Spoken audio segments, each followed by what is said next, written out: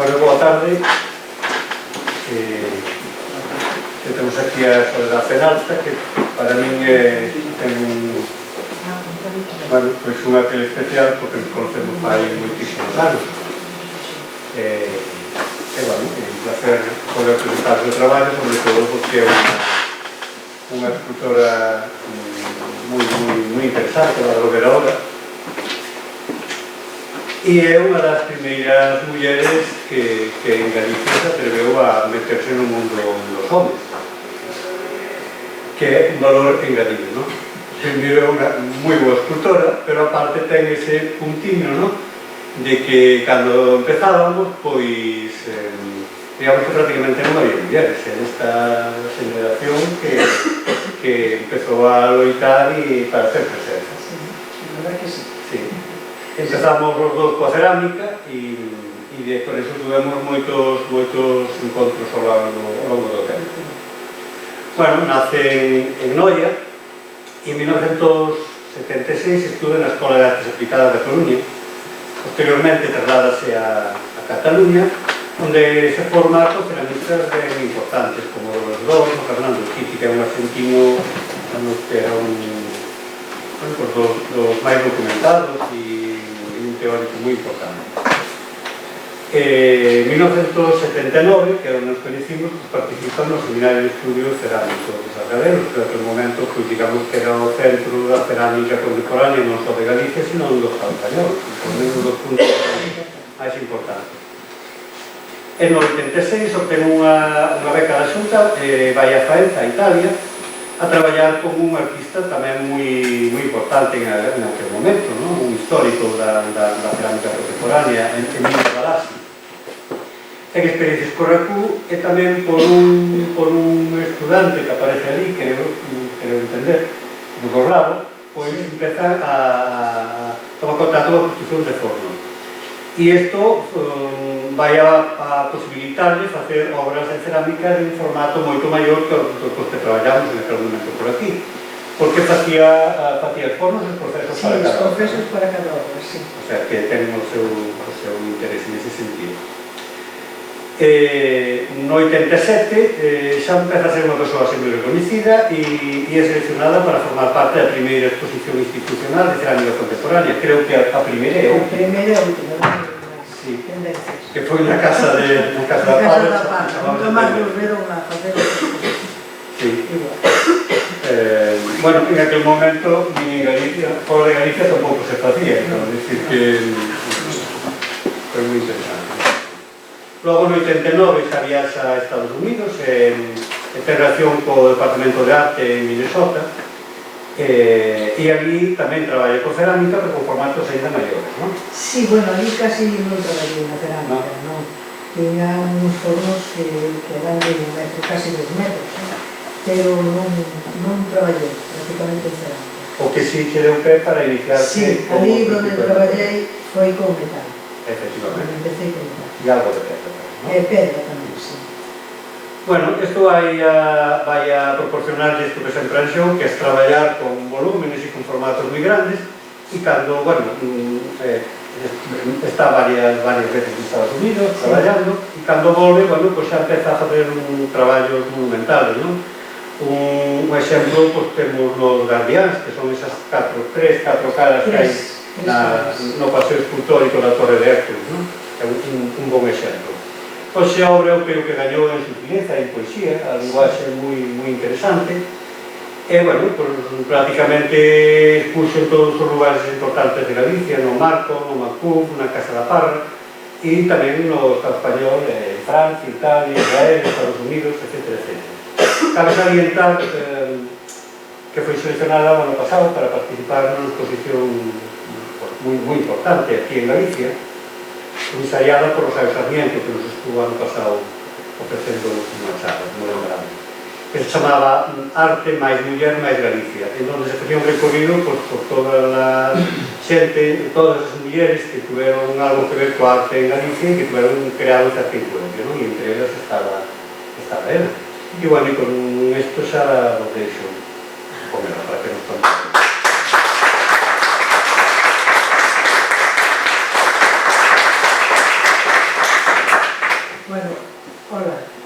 tardes a todos e gracias por vir e gracias ao grupo Pomba do Arco por invitarme a Daniel, que foi compañeiro, fomos compañeiros en moitas exposicións e no aprendizaxe tamén, porque somos máis ou menos dun tempo en que empezamos ca cerámica. Eu di un cambio, pero a formación miña importante foi a cerámica, non? Se dixo por onde anduve por toda Europa e algún sitio máis para formar. Porque eu penso que é moi importante a formación e coñecemento dos materiais que ti despois queres expresarte. O corpo da escultura di unha parte do teu. Entón, para iso, tes que coñecelo moitísimo. Iso foi o que eu fui a facer por aquí. Entón, eu, además de dar as gracias... Bueno, dou as gracias e a máis é importante ahora, así. Sí. Ahora o ese. Sí, vale. Es perfecto. Bueno, dou as gracias a Pomba do Arco simplemente non é simple, senón que é moito traballo, pero para facer estas interesantes xornadas que impulsan e se esforzan para que a cultura sea parte deste todo, non? Porque é moi importante, eles están facendo esa labor. Eu teño aquí unha nota de unha tradición india vegante dos Vedas que dicía: todo que vibra ou sona, vive. Eso é o que están facendo eles, que sone e que siga viva a cultura. Bueno, levo 40 anos traballando na escultura e costoume, pero o que máis me costou foi meterme nun mundo en donde, sobre todo despois do metal, donde os reis eran os homens. Claro, pois a mí non me preocupou nunca o xénero, nunca. Cando traballaba non pensaba se era unha obra feita por mí ou por un home. A xente, cando les ponía sitio, pensaba, non? Entón eu daba algunha explicación, pero non moita, porque non tiña eu ese sentimento. Entón, o tema desta charla que de obxeto a suxeto é iso, non? Porque cantas mulleres de nós están, por exemplo, nos museos? Mulleres artistas, cantas hai? Na historia da arte, tampouco. A intención que foi apartarnos ou non. Despois eu estou en esa xeración que a mesma UNESCO, as Nacións Unidas, dixo que faltaban 400 anos para que nós tuveramos unha igualdade efectiva e que estábamos moito mellor que outras que xa quedaron atrás, as anteriores. Eso pareceme que non se pode aceptar, é dicir, que esa autocomplacencia non a tenemos. Nós queremos estar, polo menos, o 50%. Sí, pero é así. Intentamos estar na sociedade o 50%. Entón, pois eu sempre as preguntas de por que facía esas pezas, de por que traballaba o ferro, porque se tiña forza, porque si... Pero se a forza non é necesaria, a forza ten que ser interior. Non fai falta forza. Hai máquinas que poden ayudarnos a traballar.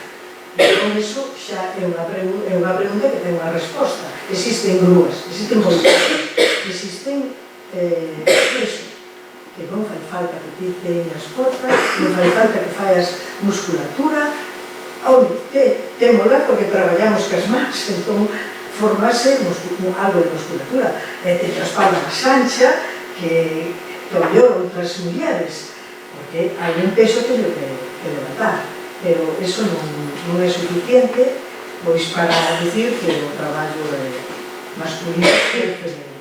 A escultura, a arte non ten xénero. Iso é o que ten que quedar claro. Bueno, eu teño aquí uns vídeos, un vídeo que vou poñer, e logo pois falamos das obras e dos vídeos, eso, non? E por que eu cambiei de un material tan maravilloso como é a cerámica, que tiña os coñecementos, que dicía el antes, que hoxe facía uns fornos para cada peza, de unha maneira sencilla, son moi sencillos esos fornos. O que tens que ter é un material que resista ao choque térmico, non? Pero despois son fáciles. Deixendo todo, porque dieron unha beca, fui a Estados Unidos. Entón, eu ali, cando cheguei, pois levei as miñas fotos, o meu libro, o meu book, non? Para enseñar. Xusto, o decano da facultad era escultor. Entón, pois veu o traballo e di, bueno, queres seguir traballando ca cerámica? E dixo, claro, é o que sei, non sei outra cousa. E dixo, bueno, pois aquí eu creo que estás en un país que non coñeces, nin a lingua, nin a comida, nin as costumbres, nin a xente, nin nada, por que non empezas outra cousa? Os americanos son moi dados ao cambio, é dicir, é un paréntesis, pero eles cambian de estado, de casa, de coche, están sempre cambiando. Eso, pois, foi o que me dixo a mí, que cambiara, porque era importante para eses cambios, o material era novo, era o ferro. Entón, cando me levaron a visitar o estudio, que era unha fundición impresionante, entón eu xa, por pouco morro, cando vin aquelos homes de 2 metros, e en ese momento non había ninguna muller, pero sí, había mulleres, pero non estaba en ese momento. Entón dixen, Dios mío, que fago de volver posible, si non sei, non conozco as máquinas, non conozco nada. Bueno, dixen que eu pensaría, marchei para a miña casa, e estuve 2 meses sin aparecer por ali, porque non sabía realmente que iba a facer ali. Se non iba a cerámica, que é o que eu sabía, non podía estar en aquel estudio con aquela xente e sin saber siquiera manexar nada daquele instrumental. Foi curioso porque, como non aparecí, me quedei en incorporarme, porque eu con unha beca e non aparecí, pois chamaronme porque en Minneapolis, que non hai casi ningún español, ni latinos, casi todos son xente nórdica, pois ali había un español de Murcia que era, bueno, teño un recordo, vou dicilo porque era unha persoa maravillosa, apareceu ali, apareceu na miña casa, que se enterou onde vivía, apareceu ali e dixo, hombre, gallega, que haces por aquí? E que haces aquí? E dixo, hombre, vengo con esto, tal. E dice, bueno, ves, pero non aparecistes por ali, pois chamaronme e tes que vir porque, bueno, convenceu-me, dixen eu que asusteime a ver as posibilidades que podía ter ali, pero que non sabía como iba a agarrar as acolleras. E dixo, pois ves ti, ves ali, que eu, ao salir do meu traballo, pois paso por ali e xa verás que ben, vamos a estar. El tiña 2 carreiras, tiña a carreira de Belas Artes en Madrid e tiña a carreira en Minneapolis. Estaba casado con unha norteamericana que traballaba do que podía, porque os artistas é o que hai que facer, tes que manter os fillos, en América, como hai moito traballo, porque non pode quedar a xente sin cargos, porque é un sitio de moito gasto, entón, pois, traballaba outra cousa, e foi o que me axudou, porque empecé fundindo, facendo os moldes para fundir, porque foi o primeiro, antes de estar soldando, foi fundir. E, pois, axudoume, e ali empecé con a nova profesión. Un inciso, este home que non tiña moito cariño por América, nos asustaba sempre das posibilidades de tragedias. Entonces estaban moi desasustados, eu iba no coche, xa estaba mirando se a policía me ponía as luces, porque senón me disparaba contra as rodas, que tal. Eso me dicía ele, entón eu sempre andaba con moito medo en todo. Pois é que non lle gustaba o sistema, que era demasiado correcto todo, pois era murciano. Entón morreu de esa anticorrección. É dicir, el tiña un estudio enorme de traballo, de escultor, e viñeron a desratizar, como se chame, para as ratas, puxeron unhas cousas, botaron uns líquidos, e ele entrou, non tiñan posto o papel do que habían feito, porque iso era, aquelo hai moito cereal, eran uns silos enormes, que os alquilaban, os vendían a artistas, a estudios, facían love, estos tan bonitos e tal, e xa nunca máis, morreu no instante. A entrar no estudio, cando tiña pensado en setembro para ir a vir aquí a España, pois apareceu. Bueno, este é un inciso, pero bueno, un recordo de unha persoa que me axudou moitísimo, moitísimo. E eu ali, pois con ele, empecé a fundir, a estar introducida, porque a verdade é que escapei ao principio. Entón empecé a meterme ali e xa en eso xa me preparei durante todo ese tempo e continuamente, despois, durante 2 anos e medio estuve ali, e despois viña e iba, xusto ahora mismo están facendo o Purín, que lle chaman, que é unha reunión de escultores de todo Estados Unidos, está promocionado pola Escola de Chicago, e fan unha fundición en donde interven todos os artistas como unha festa moi interesante de fuego e todo iso.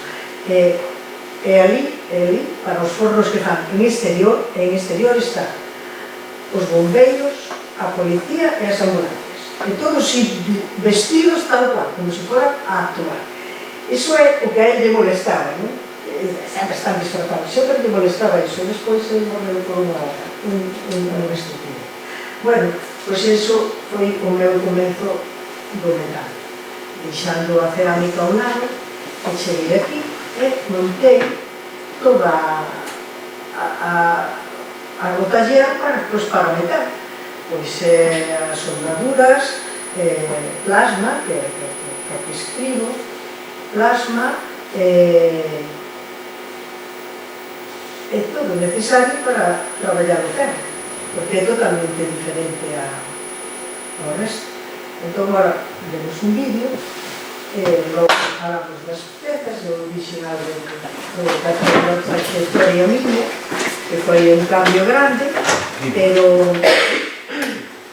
creo que foi necesario, porque eu encontrome ben con o cambio que vi. Iso é o que hai que buscar, non? Estar feliz e contenta con as cousas que estás facendo. Temos unha ceramista, pero bueno. Non, non perdimos unha ceramista, non volvín a tocar a cerámica, a verdade, porque como me metí con todo outro que era, tiñame que centrar moito, porque cheguei a fundir. Eu montei un forno para fundición, con a protección da area, con todo o foso, con todo. Logo deixei-mo, porque empecei a encontrar mal, e non sabía que pasaba. Eu fundía bronce e fundía aluminio. Entón, pois estaba realmente, despois de 7 ou 8 meses, encontrei-me bastante mal. Me descubriron un tumor que foi un papilar e microfolicular, que é unha asociación de un tumor que é exógeno, é dicir, procedente do exterior. Claro, a culpa se lle botou aos vapores da fundición. Por que? Eu tampouco tiña moi preparado para extraer os vapores, os fumes. Quizá foi eso. Entón, non volvín a fundir. O que sí, pois, fago todo con soldadura.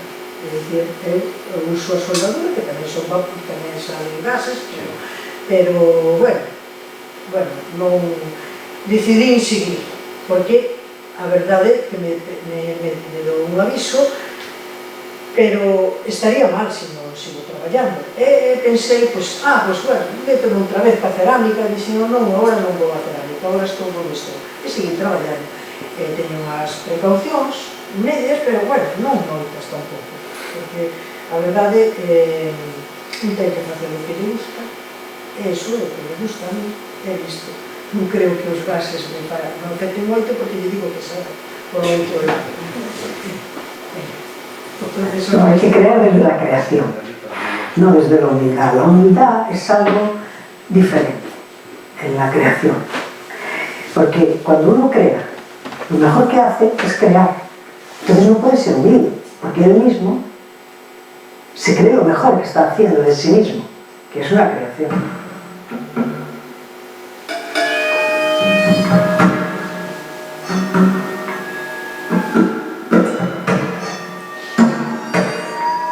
Ese é o plástico. La humildad es otra cosa. La humildad es muy difícil de decir lo que es, ¿no?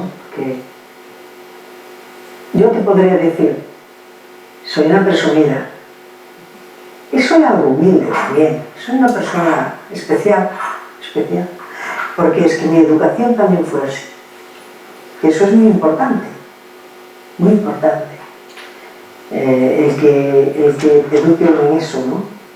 En el ser igual que los demás, en ver a los demás el dolor cuando tú también puedes ver lo que es eso,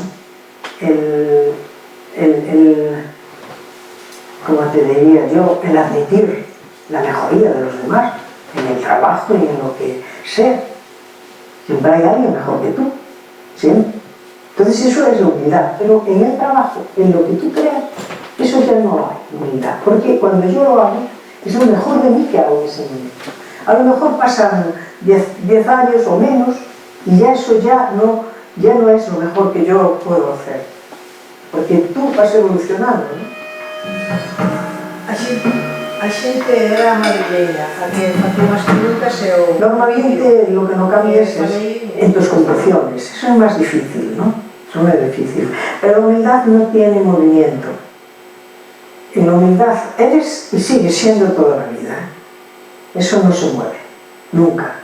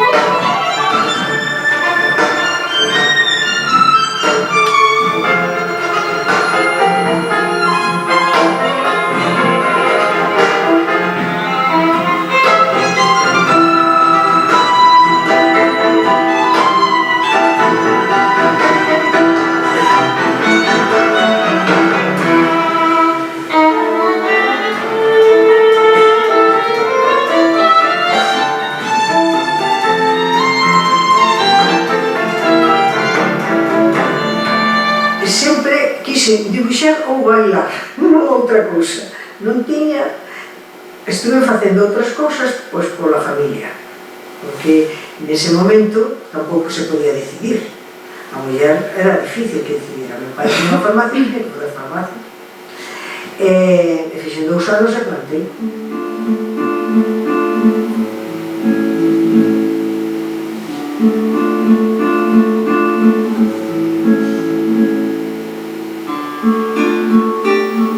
O que fixen foi prepararme, aprender de materiais para poder expresarme en forma escultórica.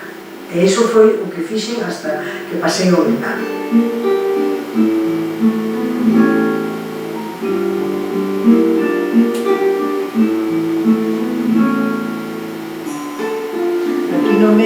cerámica tamén. Eu traballei con materiais en donde a escultura, xa sabes que a escultura está relacionada tamén co peso e o volume, son outras dimensións. Lograba facer unha peza, imagínate, de 1 metro, 1,30 m, sin vaciar, porque a escultura cerámica hai que vaciarla porque senón rebenta no forno, non? Claro, para eso tiña que pensar en un forno moi grande, e os fornos que eu tiña non eran grandes. Entón había un curso en Faenza, en Italia, e fomos a ese curso, e ali só eran fornos, construcción de fornos. Estes son cerámicos. Os fornos que se construían para a peza, é dicir, ti facía a peza unha vez que estaba seca, preparaba o forno con 4 queimadores de propano e claro, unha parede de refractario que se facía para esa peza nada máis. E así pasei a Estados Unidos, porque presentei o proxecto e dime unha beca, pero o proxecto era a unión do forno con material.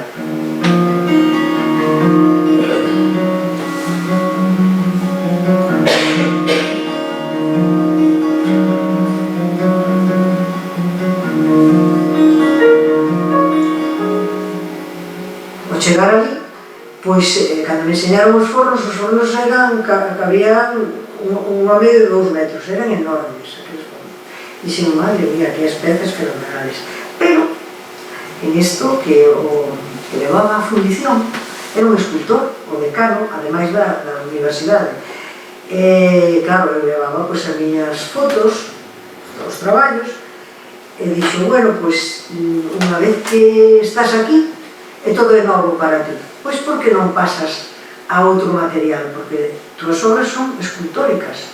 Entón, por que non ves a probar abaixo a fundición o metal?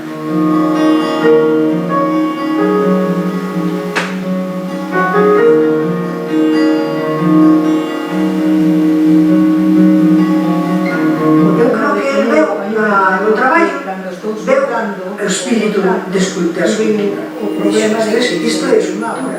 Non quere dicir que non sea escultura cerámica, que a cerámica non sea unha escultura. O que che quero dicir é que é bo que plasmes eso en outro material, porque é parte do conocimiento escultórico.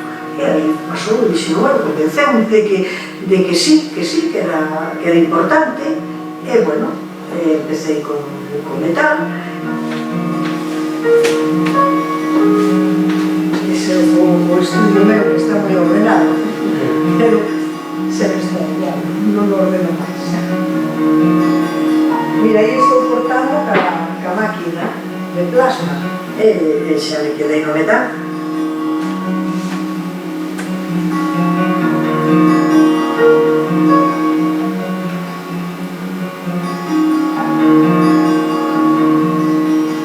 Conocín eso, estou satisfeita de conocer o metal porque me gustou moitísimo a experiencia de traballar un volumen con unha masa, a traballar unha plancha e facer un volumen. Iso é, vamos, de verdad que é magnífico. Chegar a dominar, nunca se domina, pero chegar a facer, plasmar o que ti necesitas plasmar, comunicar con unhas planchas e que te den un resultado de que o que está aí frente vendoas ten a comunicación con elas. E iso é importante, porque mira que frías son as planchas. E logo despois aparece outro. Iso é un reto, pero é un reto satisfactorio.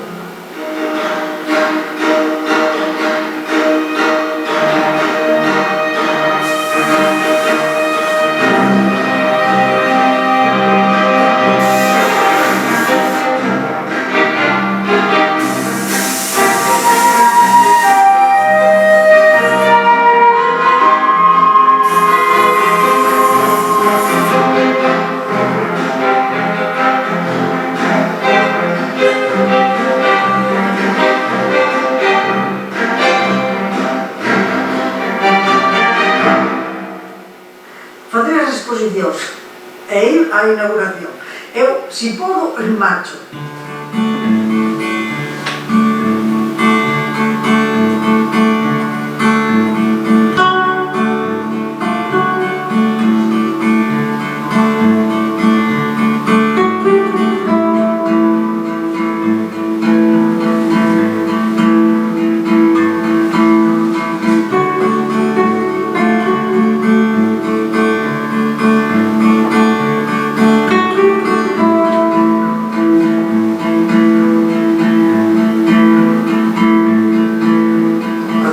Exposicións e tanta xente, pois é algo moi solidario, porque é falar do traballo, dicir, non sei como che digo, eu poño ali xa, pero me pon nerviosa, eso é o que menos me gusta, son as exposicións.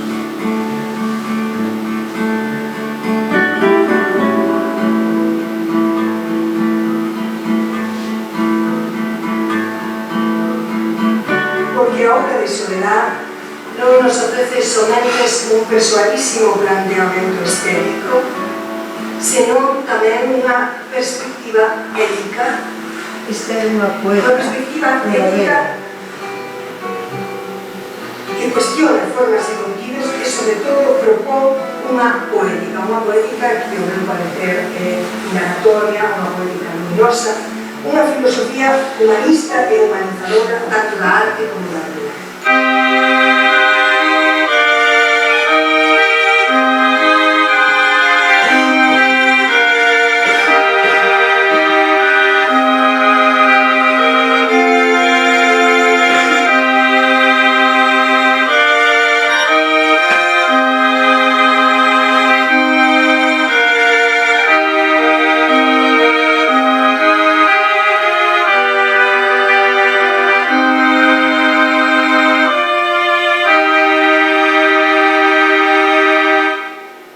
El público, cuando tú funcionas y haces el trabajo, no piensas en el público.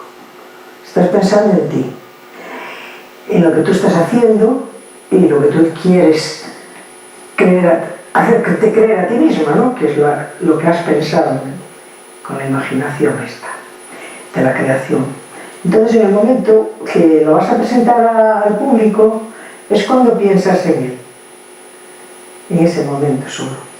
Pero piensas, no es que sea egoísta la situación, es que tú te ves obligada, dada la profesión que tienes, a enseñarla. Pero no es porque tú quieras enseñarla, A mí me costó trabajo, y me cuesta trabajo. Cada vez que tengo que estar en una exposición y presentar mi trabajo, sudo, Sí, es un esfuerzo extraordinario, pero no es físico, es un esfuerzo psíquico, es un esfuerzo de enseñar partes que tú las tienes para ti sola y las estás enseñando. Entonces a veces hay gente que es capaz de captar eso que está ahí, eso que tú quisiste o esa parte de ti, no todo el mundo. Entonces cuando son capaces de captar esto y te hacen las preguntas y se acercan a ti, entonces te sientes bien, ¿no? Sientes satisfacción porque fuiste capaz de comunicar algo que tú te cuesta comunicar.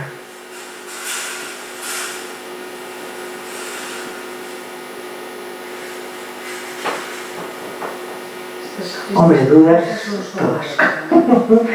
Todas. Es decir, que si no tienes dudas, pues quizá no llegues con mucha facilidad a esa verdad que quieres llegar. Creo que la duda es necesaria.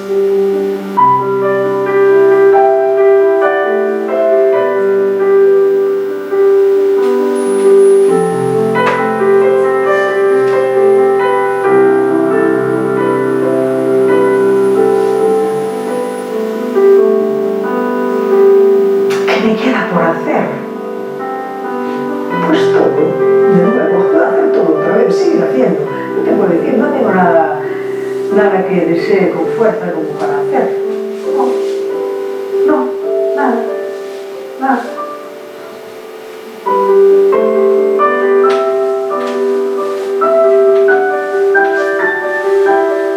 Está en Bayona, pues son 6 metros, e por suposto esta non a fixen eu no meu taller. Esta fixen unha empresa de ferro, de Tanuxia galega, e bueno, eu tuve a dirección e fixen un boceto de uns 70 centímetros. Ahora estoy en un momento así. E con eso Sigo trabajando porque es lo que más me gusta. Entonces cada etapa, comprendes, la quiero terminar. Sí, ahora son etapas, ¿no? Quiero terminarlas. Porque quiero relajarme, porque esto me pone nerviosa. Entonces quiero relajarme. Soy una persona tranquila, quiero ser tranquila. ¿Entiendes? Y hacer las cosas pues con esa tranquilidad de hacer lo que me gusta. Me encanta, por ejemplo, pues plantar. Es que me encanta. Y ya el año pasado no lo hice. Como era el dichoso temporal, como rompió todo, ya no lo hice. Estoy deseando empezar ya. ¿Sabes lo que es ver cómo nacen las cosas? Eso es impresionante. Es algo maravilloso el ver a la naturaleza, como de repente te aparece ahí aquello que has plantado, unas semillitas y que eso es una maravilla. Voy todos los días, cuando planto, voy todos los días a ver cuánto creció. Todos los días de Dios. Estoy mirando y yo así, tal, los cuido, eso pues me encanta, por ejemplo, me relaja muchísimo. Eso, y cortar la hierba con el tractor me relaja. Cuando estoy nervioso cojo el tractor, empiezo a cortar la hierba y es algo nuevo.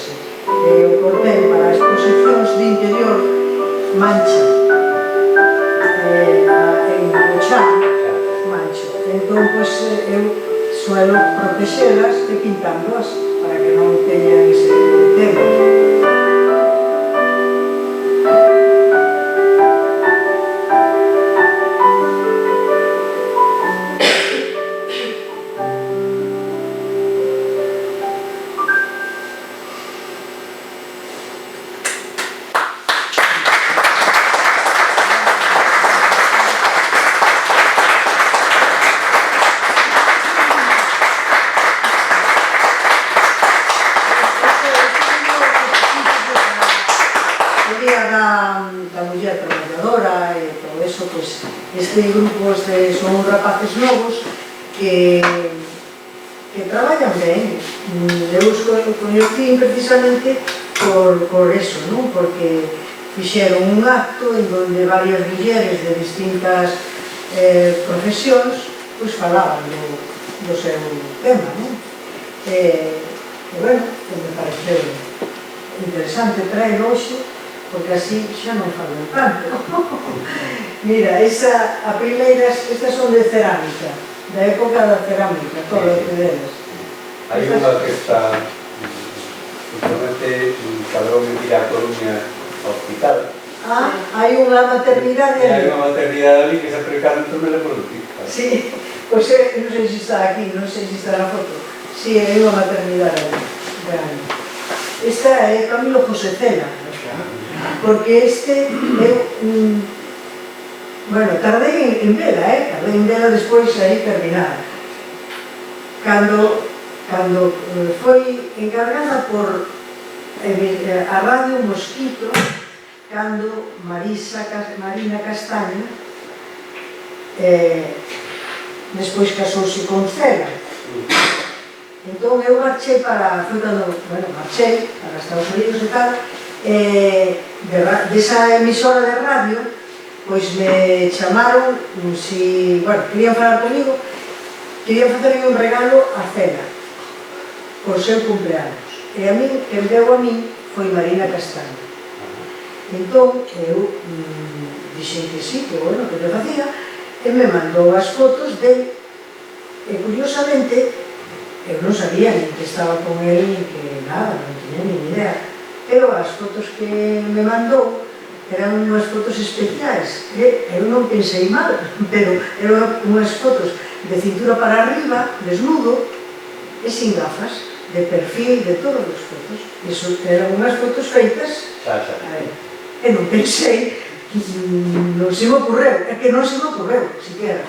E cando estaba lá, vexo, no periódico New York Times, vexo a foto de Cela co Nobel, e detrás estaba Marina Castaño, así como detrás dele.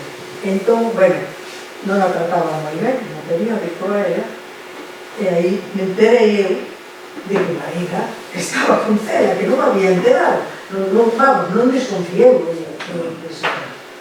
e bueno, despois eu lle felicitei, e me mandou un libro escrito moi ben, moi delicado, lle dixen que me dixera onde estaba. Fíxena en reducción, no forno ese celta que eu construí, fíxena en reducción, e saleu uns tonos negros preciosos, ademais desiguales, non? Quedou moi ben a obra, pero non, eu dou as gracias, eu gustou, pero non sabía que pasara con a obra. Eu escribí a Marina, nunca me contestou na vida, e lle regalei. Non é por nada, pero que non me contestou, eu só quería saber que pasara ca escultura.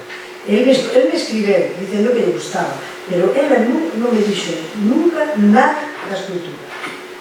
E fai moi pouco tempo, Pilar Corredoira foi á fundación, eu non fora á fundación, foi á fundación e veu ali e dixo este de Soledad, pero non tiña nome ni nada, porque eu seguro que afirmei na cerámica, non está firmada, non sei, non sei o que pasou. Ela mo dixo, entón, pois acerquei á fundación. Bueno, isto é unha anécdota de que a veces as persoas actúan dunha maneira diferente a como se debe actuar, porque fui á fundación e dixen, mira, oi, sou Isabel Penalta, eu teño aí eso, tal, e a rapada da fundación dixo, estivemos intentando localizala para facer unha ficha técnica que non tiñamos, tiñamos unhas notas en papel. Eso foi o que pasou, está ali. Dice que a fun a ver despois e efectivamente está ali, pero nunca me dixo nada, non sabía onde estaba. Bueno, agora hai aquí unhas imaxes de outras esculturas, e bueno, o que levo agora últimamente escribo no metal, no aceiro e no ferro. Estou escribindo con esa máquina de cortar. Esa máquina serve para cortar. O que pasa que levo moitos anos con ela e pouco a pouco fui intentando firmar, por exemplo, eu firmaba con soldadura e no aceiro é terrible. Entón, pois eu buscaba a posibilidade de firmar e tal, e fumo, e levo anos agora escribo con ese curso. Que tamén me pregunta se láser, non, é aire comprimido. Eu traballo con aire comprimido, esa máquina é de aire comprimido. Esa traxe en Estados Unidos. A la teina, tuvimos que tener unhas cousas, pero ben, estou encantada con ela. Entón, escribo, a veces, escribo eu, outras veces, con permiso destes amigos que teño moitos poetas, pois poño cousas así, e despois eses tubos que se chaman Sonidos da Historia, sin fin ni límite, en eses tubos todo o tema é de Omar Khayyam, que é un poeta persa que no siglo XI xa era existencialista, perteneceu ao grupo epicúreo, era un astrónomo, un químico, un matemático, descubreu a álgebra, fixo o calendario persa, é dicir, era un home do renacimiento daquele momento, porque era un sabio. Eu encontrei un libro que foi traducido por González Garcés deste home, porque este home descubrirono en Londres nunha biblioteca pois no 1800 e pico, porque cando el vivía os epicúreos non eran moi visto, non eran xente que non podía estar no medio, o anularon. Este inglés o encontrou, é impresionante, os aconsello que non sei onde o hai. Eu tiña o libro destes traductores en galego, e cando o encontrei, pois dixen, bueno, isto é increíble este home, e de verdade que é. Entón, sí, eu teño moito escrito dele, eses todos tubos que son 37 tubos de aceiro inoxidable de 1 metro por 12. Están todos os versos do Robillar de este home. En outras cousas, pois escribo eu, me parece, eso, se digo, textos e cousas dos meus amigos. E agora vamos a ver outras escrituras.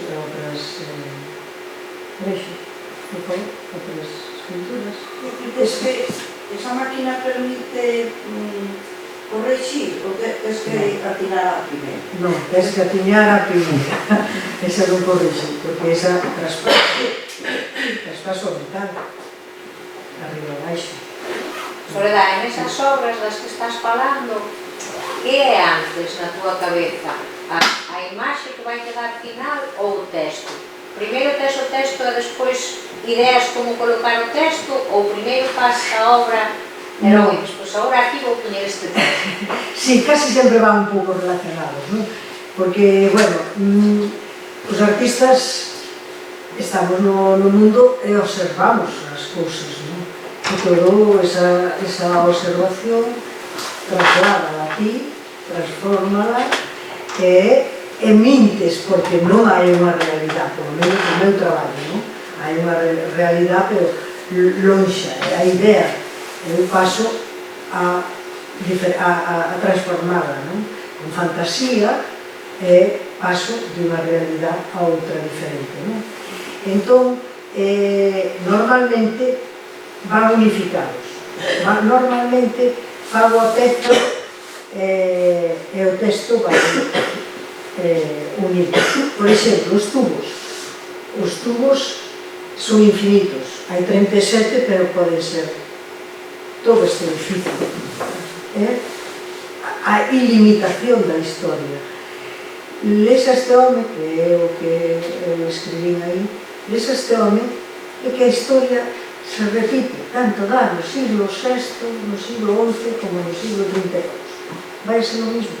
A historia sempre é unha repetición. Por iso eu escribín eso e dixen 37 como pudiera poñer 44 ou 120. É igual. O caso que a próxima vez vou facer unha que se alargue por toda a ciudad. Porque é o que é. Normalmente é iso. Despois hai unha outra peza. Esta estuvo aí no hostal, diante do hostal da Reis Católicos. Era un uniforme, sí. Pois non, era unha exposición que organizara Pilar Correloira e estuvo 3 meses aí. Estuvo esta e outras ali nun patio que había. Non, que hai un patio fora, non dentro, fora. Estuve, non sei, fixo ela así unhas exposicións aí, non sei como estuvera, non? Eu sei que estuve eu aí 3 meses, pero era unha serie que fixo ela. Pois o que estaba dicindo, pois hai outras pezas, por exemplo, pois que eu, o outro día escribeume unha profesora precisamente de Belas Artes que estaba facendo un máster na Cifuentes, era outro máster, e quería saber, en particular, por unha peza. Preguntou por unha peza. Eu cando fago as pezas, fagoas pensando en unha cousa, pero penso que os demais, que o que estábamos dicindo antes, das obras, pois non as ven da mesma maneira que as vexo eu, non? E iso é o bo do traballo, da obra, non? É que sigue creando ela, sigue creando continuamente. E esta muller, pois, me dixo dunha peza que ela quería saber, bueno, porque estaba facendo eso. E dixo, porque me parece que é a barca de Noé. Pois mira, dixen, carai, nunca pensei que fora a barca de Noé, pero xo penso agora, claro, claro, porque non tiña nada que ver, non tiña nada que ver. Penso que Noé axudou a súa familia e ademais levou animales, nada máis. Isto era, pois, solo angustia, significaba desesperación, viaxe, a ningures, era outra cousa. Pero eu penso en iso, penso que tamén os que foron na barca estaban angustiados.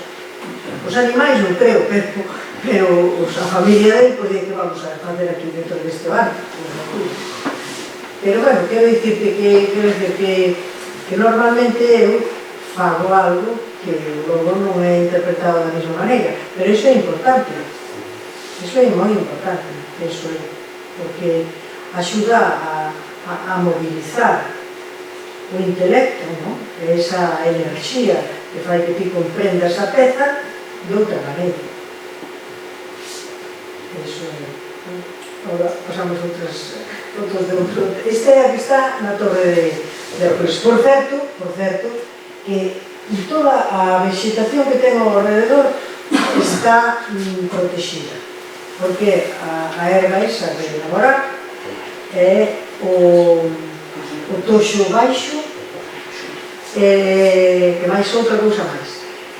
Pero eu penso, xa sei que está protegida, penso, que se ti me das un pouquinho de poda encima, así, ao nivel, para que quede ben, pois estaría mellor. Digo eu, é que agora estamos vindo, vou dixer un outro día, que iso creceu e se está encima. Non sei que altura teño agora, pero aí está bonito. Está bonito, agora está encima, e está erva encima. Bueno, pero penso que sí, que non iré mal, porque con quillo, que das un pouquinho, vas coidando, que non pase encima. Pero como choveu, creo que pasou por encima. O outro día viña no periódico, pero en varias, non só a miña, porque tocaban o tema deste último temporal que tirou a de Moncho Amigo. Si, bueno, parteuna, despois a de Pablo Serrano, que está desfeita totalmente, porque claro, que temos nos as empresas? Eu fago unha peza de exterior e non fago, sempre a fago en aceiro porteño, porque é o único que resiste a intemperie os climas como este de agua. Entón, ese aceiro que fai é que oxídase. É a primeira capa de oxidación, porque é unha aleación, é un ferro, non? É unha aleación que ten cobre e cromo, que máis cantidad do ferro normal. Entón, é moi resistente a intemperie. E forma unha primeira capa de óxido que ten ese color medio oscuro rojizo, que o fan en edificios agora, ponen os arquitectos, pois ese autoprotexe o resto. É dicir, non permite, polo menos garantizado 100 anos, a oxidación ao interior. Entón, claro, que pasa? Que ti vas a comprar o ferro e pídelo e pides cortén, pero ti non tens posibilidades de saber se é cortén ou non, porque eu non son química, eu non me entendo de materiais como para diferenciar este ferro normal do ferro outro. Entón, hai pezas ali, como é a de Serrano, que ten uns buratos así de grandes. E iso non é ferro cortén. O acero cortén, despois de moito tempo, poden aparecer alguna capa que vai e tal, pero aquilo non. É dicir, que a elo engañaron, ou a quen mandou facer a peza. E a peza de Monchonigo, creo que ten o mismo problema. Parteu por abaixo e está toda comida do mar. E claro, o que dicía no periódico era eso, que teñen abandonado ese parque que é patrimonio da humanidade, que foi considerado por a UNESCO. Que teñen olvidado, e hai outro máis que non sei quen é, me parece que é Chícheri, Saavedra, sabes quen é? Sí, botas que cobraba. Esa xa desapareceu. E xa non lle volveron a poñer ninguna máis. Bueno, esta é unha peza que é cristal e ferro normal, pintado. Esta, pois, é caminhando, buscando o espacio necesario para seguir. Ten o encerro na parte do cristal. Non pode seguir. Mas o mesmo. Son pasos. Esta está en Bayona. É cortén, por lo menos, iso foi o que paguei, cortén. Fai moitos anos que non vou, ali. Pero o que sí está, todo iso non estaba no proxecto. Isto é un helipuerto que había aí, e fixeron despois, non lle queda mal, o fumadero, queda ben, ten así un ponte por aquí.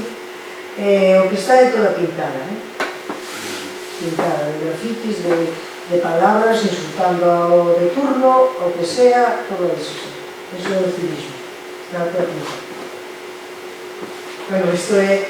Este home, Molinsky, cando Charlie Hebdo, cando o atentado de Charlie Hebdo, este home é un dos que morreu, era un dos maiores, e foi dos cofundadores do Salón de Outoño de París, de 1903. Pero ele foi posterior, pero era dos que seguiron despois co Salón de Outoño.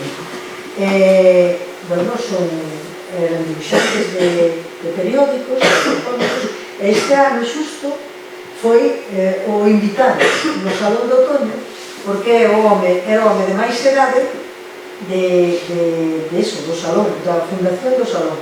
E mira, isto foi en outubro, o 15, foi en febreiro, ou en xaneiro ou en febreiro, cando foi o atentado. O atentado, pois, foi un dos que mataron.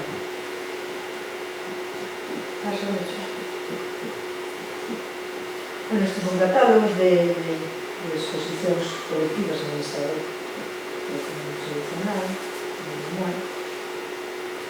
Bueno, isto é un cruceiro, mira. En Conxo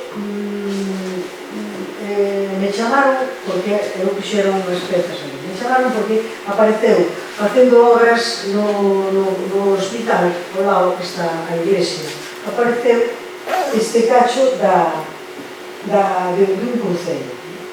Entón, pois, me dixeron se eu facía un cruceiro. A figura daqui non ten nada máis que un cacho do torso, non ten pernas nin brazo. E aquí lle faltaba tamén, bueno, eran todos así. Entón, que fixera, se lle facía o cruceiro e tal, bueno, en principio lle dixen que non, claro, non estou traballando na pedra, ademais non fago o cruceiro. Bueno, despois estuveron, bueno, en fin, dixen, bueno, o que podo facer é unha escultura, o cruceiro, facer unha escultura. Escolli as pezas e leveinas a que mas meteran con ferro e me arreglaran os cachillos que quedaban. E o resto, pois fixen un cruceiro, pero un cruceiro, pois como ves, isto todo é de cortén, e bueno, está no sitio que tiña que estaba hai moitos anos o cruceiro, ao parecer tirou un camión e matou unha persoa, bueno, unha cousa así era o tema porque querían recuperar o concello. E bueno, o está aí, é un sitio que conoces a galería Bus Station, da de Luis Arita, pois me dixo que era viva ali, que ela non sabía que era meu, que era o centro de cita e de pasada dos peregrinos e que se citaban ali no cruceiro ese. Dixen, bueno, vale, pues está aí a historia da persoa esa. Casa, deixo este cruceiro. Estas son as pezas que fixera ali. Son de 4 metros. De que ano, máis ou menos. Aí xa fai moito, Isto é o convite do Conxo. Aguirre, Condal, o marido de Rosario de Castro.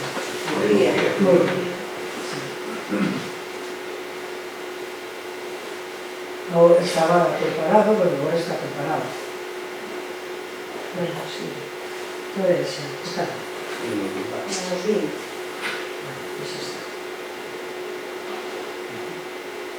Casi podemos pasar a que se traigan alguna pregunta, si alguén Eso, vale, non pases máis ya. Deixas pasar. Sí, vou pasando. Que os deixes Xa pasar. rápido. Bueno, vale. non sabía pregunta. Este é un dito de pechado. Mira, unha pregunta. O cambio de país foi tan drástico como para non volver a pensar que dialogaran os dos materiales que se traen? Non é que fora drástico, é que non se poden xuntar moito. As máquinas de metal non queren polvo da cerámica. Non é que non se podan xuntar, é que traballando, eu se tuvera moitos sitios, tira a cerámica nun lado e o metal no outro, pero no mesmo sitio non podes, estropea as máquinas. Mira, os teléfonos, como os teña ali ou eso, xa é unha cousa terrible, non te podes imaginar. O escribir solta un polvillo, que eu cando saio dali, teño, xa uso máscara tamén, non podo usar protección, senón non podo escribir, pero uso as gafas de ver, mas poño isto, porque saio toda negra, é solamente de escribir, totalmente negra. A nariz, o de dentro, todo. E ese polvillo, que me estropea os teléfonos, que xa non o levo para mí, para a cerámica con eso é terrible para traballar. As máquinas estropeanse tamén. Entón, é por iso que non me metín despois a aprender, porque só teño o estudio ese. Teño sitio, pero non teño cartas para fazer outro sitio, outra nave. Non é unha nave que é pequena, pero chegame para mí. Creo que o único que se permite ese uso aquí é Siberio Rivas, non? Sí, bueno. Que ten o de todos, estará un que dedicar... Claro, pero Silverio Rivas vive moi ben traballando no mundo do arte. E bueno, aí estamos. Eu queria se preguntar sobre o teu proceso creativo, non? Porque vexo unhas formas, unha contundencia, unha pureza. Tu faz un traballo antes previo de conceptual ou un análise ou é algo máis espontáneo? Non, eu fago un análisis, son unha persoa que bueno, que contemplo, vixo, que miro, que leo. Cando vou a traballar xa vou con unha idea previa, non fago boceto, normalmente non fago boceto. Vou directo, dependendo da forma que vai a facer nese momento.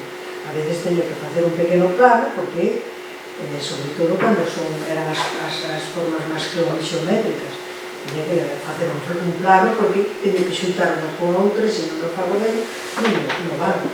Pero despois, normalmente, eu vou con unha idea preconcebida e planteo unha peza, non a termino. porque suelo traballar un ou dúas áreas, ¿no? Estou traballando e estou con dúas ideas, con dúas cousas, dous comunicados diferentes. Entón, os deixo, a veces non chegan a ser nada, quedan ali, só planteadas, e outras veces, pois sí, sigo o día seguinte, ou a outra hora, ou así, porque non é que sea cansado. O peor de todo é a vista, sobre todo cando escribo. Entón, aí non fago seguido os traballos. O deixo en tempos, non sabes? Porque eso sí, tenho a conjuntivitis crónica e xa está. Non sei se contestei. Sí.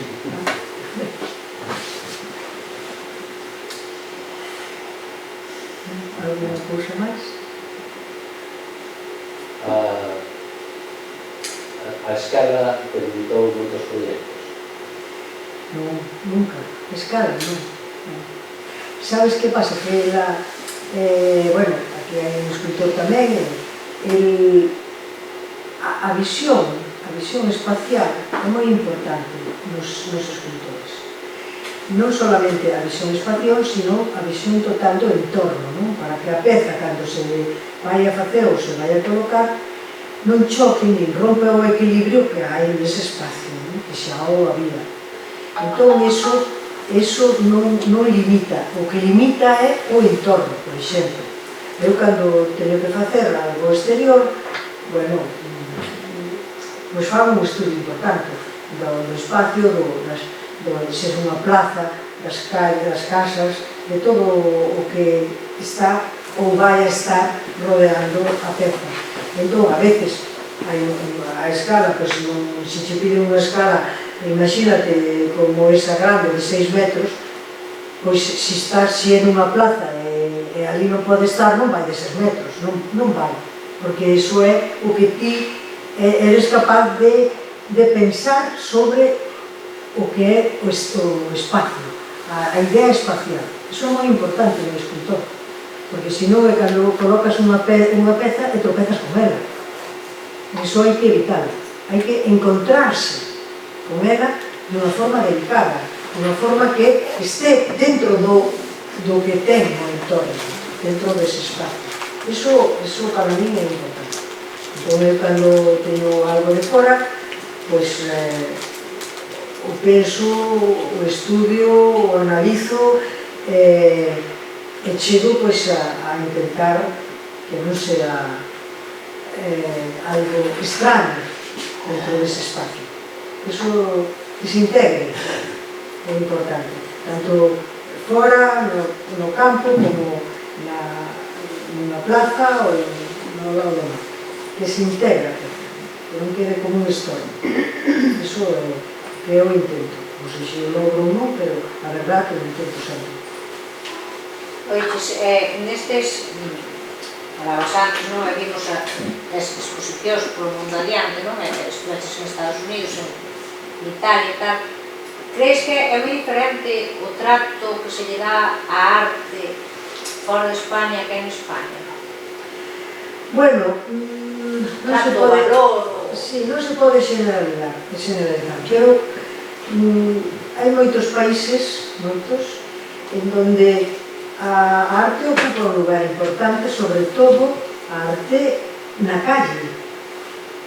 Mira, Alemania, sendo como son, Alemania, e vas a Berlín, vas a Colonia, vas a Estados Unidos, as esculturas están na calle. É dicir, a xente encontrase con obxetos que non son, que son diferentes aos edificios, ás casas.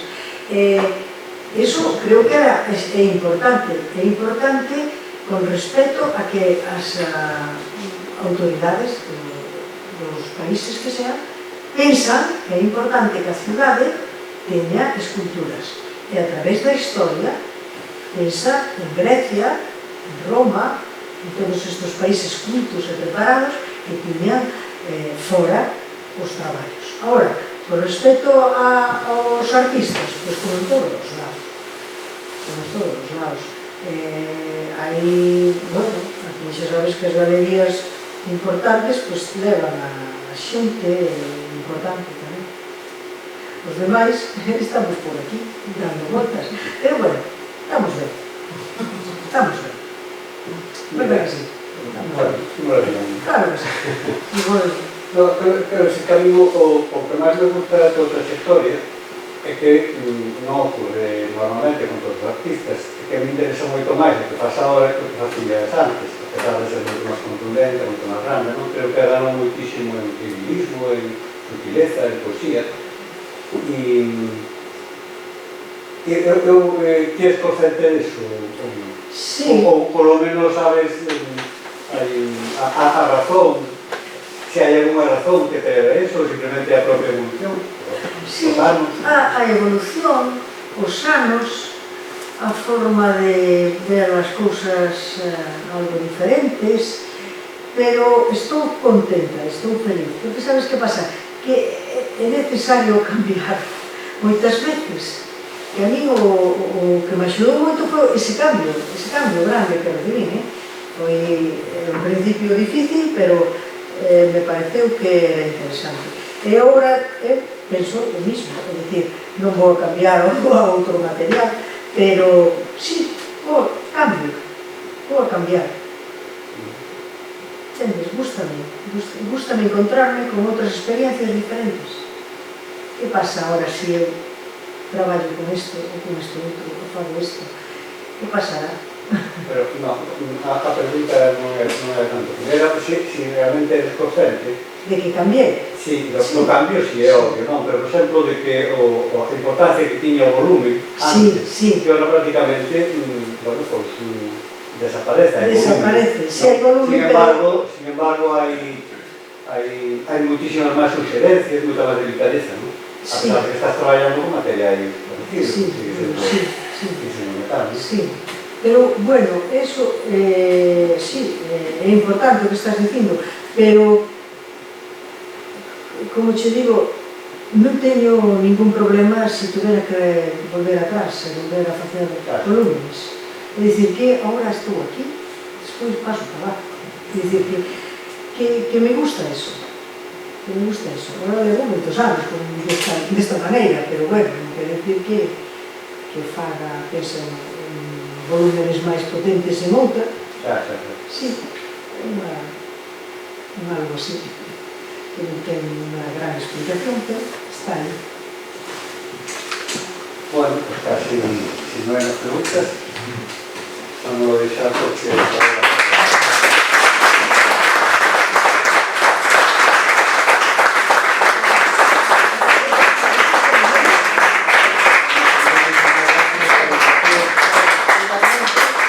Gracias a todos. Espero que vos haya gustado o traballo, ou, bueno, polo menos son unha muller que levo moitos anos, 40, traballando, e como todas as mulleres, en principio, loitando un pouco moito, por presentar os traballos, e agora, pois, as cousas van mellor, non? As mulleres estamos moitísimo mellor agora, non? É verdade, non? Pero non nos podemos conformar con que estamos mellor que antes.